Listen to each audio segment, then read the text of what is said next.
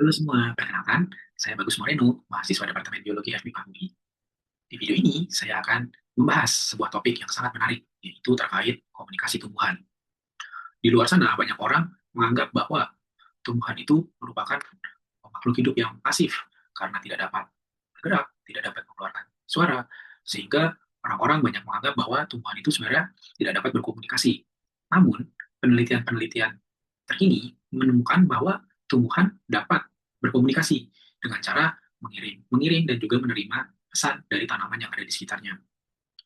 Nah, untuk mengetahui bagaimana pengetahuan ini sudah dipahami oleh masyarakat dan juga nantinya akan disampaikan ke masyarakat, di video ini saya akan mewawancarai dua orang dengan latar belakang yang berbeda. Yang pertama, ada seorang mahasiswa dari research group Cendios yang berfokus pada studi molekuler dan juga seorang orang tua sebagai orang awam. Halo Kak Karen. Kak Karen tahu nggak hari ini kita mau bahas tentang apa nih? Sains secara khusus biologi. Nah, iya benar banget. Jadi hari ini kita mau bahas sebuah topik di bidang biologi, yaitu tentang komunikasi tumbuhan.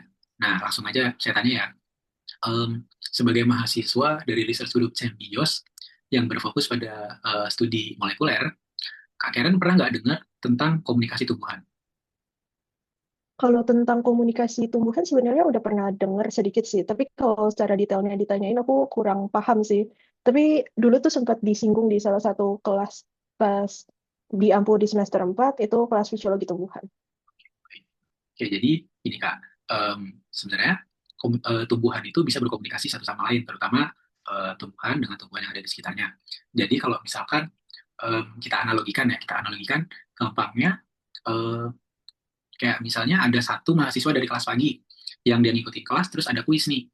Nah, dia nanti biasanya akan berkirim pesan ke atau berkabar ke temennya yang kelas siang nih bahwa kelas tadi pagi ada kuis. Jadi mahasiswa atau teman-teman yang kelas siang itu dia akan jadi lebih, wah dia lebih prepare lah, lebih belajar lagi atau mungkin pokoknya lebih bersiap gitu. Nah, sebenarnya tumbuhan itu juga sama seperti itu. Jadi ketika tumbuhan itu dia diberi suatu rangsangan seperti misalkan ada hama ataupun kerusakan fisik, tumbuhan itu bisa mengirimkan informasi tersebut ke tumbuhan di sebelahnya atau di sekitarnya. Nah, kira-kira nih Kak Karen tahu nggak gimana sih tumbuhan itu berkomunikasi atau ngirimin informasi itu tadi ke tumbuhan yang di sebelahnya? Kan tumbuhan kan nggak punya mulut, nggak bisa bersuara, dan juga dia nggak bisa gerak tuh. Kira-kira Kak Karen tahu nggak? Kalau secara gimana mekanismenya itu aku jujur kurang paham sih gimana nya. Tapi kalau berdasarkan pengetahuan aku yang pernah dibahas juga di kelas fisiologi tumbuhan itu semacam pakai senyawa metabolis sekunder tumbuhan atau senyawa kimia dari tumbuhan. Betul. Ya, betul. Jadi di tumbuhan, terutama di bagian atasnya itu, di tajuk ya, tanaman itu bisa berkomunikasi atau mengirim informasi melalui VOC atau volatile organic compound, yang merupakan senyawa kimia yang dia tuh bisa terbawa dengan mudah oleh angin sehingga bisa melekat di tumbuhan yang ada di sekitarnya. Nah, dengan melekatnya VOCs ini, itu dia bisa memberikan informasi bahwa misalnya ada hama ataupun faktor-faktor lingkungan yang ada di sekitarnya seperti itu. Nah, selain itu juga tumbuhan ini juga bisa berkomunikasi melewati jalur bawah tanah nih. Nah, misalnya seperti lewat akar, mengeluarkan eksudat akar yang juga berkaitan seperti mikoriza yang juga nanti dia ini dapat mengirim informasi dan nutrisi dari satu tumbuhan ke tumbuhan lainnya. Nah, kurang lebihnya gitu, ya, Karen. Oh, berarti jadi selama ini tuh tumbuhan bisa kayak melepaskan senyawa organiknya itu ke udara sama di tanah juga ya. Ternyata cukup kompleks juga sih kalau dari sisi aku yang kurang begitu paham gitu mengenai tumbuhan. Terus dari situ, jadi selama ini kalau tanaman itu nggak cuma ngerespon ke lingkungannya sendiri, ternyata dia juga bisa ngasih informasi-informasi ke tanaman lain gitu di sekitarnya. Nah, ya, betul banget, Kak Karen. Dan sebenarnya pengetahuan atau pemahaman tentang komunikasi tumbuhan ini juga sudah banyak diaplikasikan juga ya, terutama untuk ketahanan si tumbuhan atau tanaman-tanaman yang mungkin sengaja dibudidayakan, supaya tanaman-tanaman ini memang dia lebih kebal terhadap hama tanpa perlu penggunaan pestisida, kurang lebihnya gitu, Kak Karen. Nah, sekarang saya sudah bersama dengan narasumber kedua. Di sini ada Ibu Diana. Oke, selamat malam, Bu Diana. Kira-kira Bu Diana hari ini kita akan bahas tentang apa ya? Kalau saya nggak salah ya, ini sesuai dengan yang sudah kamu pelajari selama ini, yaitu tentang biologi, ya kan? Betul sekali, Bu Diana. Hari ini kita akan bahas tentang biologi, spesifiknya tentang komunikasi tumbuhan. Nah, menurut Bu Diana, tumbuhan itu bisa nggak saling berkomunikasi satu sama lain? Mungkin kalau seperti manusia ya, seperti kita saat ini kita berbicara, nah kemungkinan sih enggak ya, karena kan tumbuhan jelas sekali dia nggak memiliki mulut, ya kan?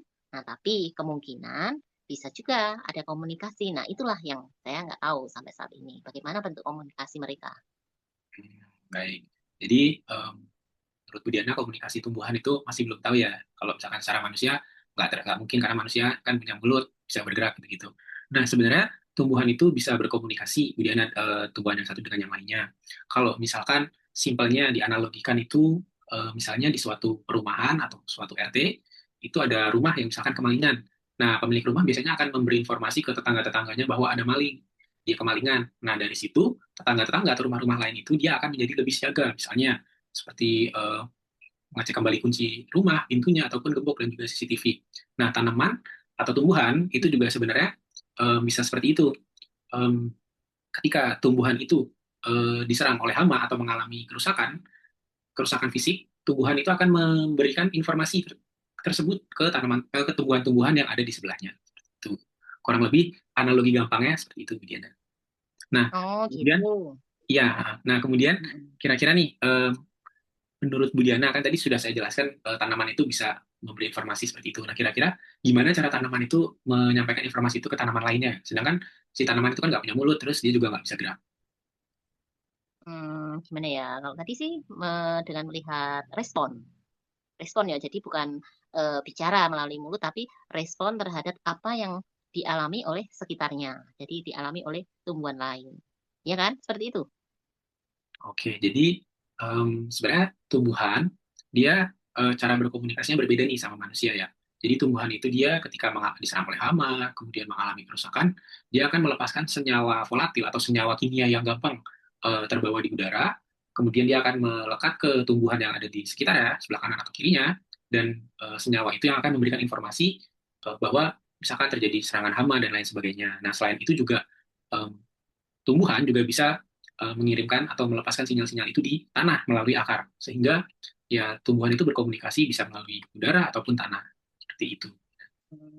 Oke, oke, oke, baik. Saya pikir kan selama ini kalau ada seperti itu kan saya pikir hanya perlindungan dari tumbuhan itu sendiri terhadap dari lingkungan luar ya. Jadi tidak, maksudnya tidak sampai dia mempengaruhi ke tumbuhan yang lain. Dia peduli sama tanaman yang lain.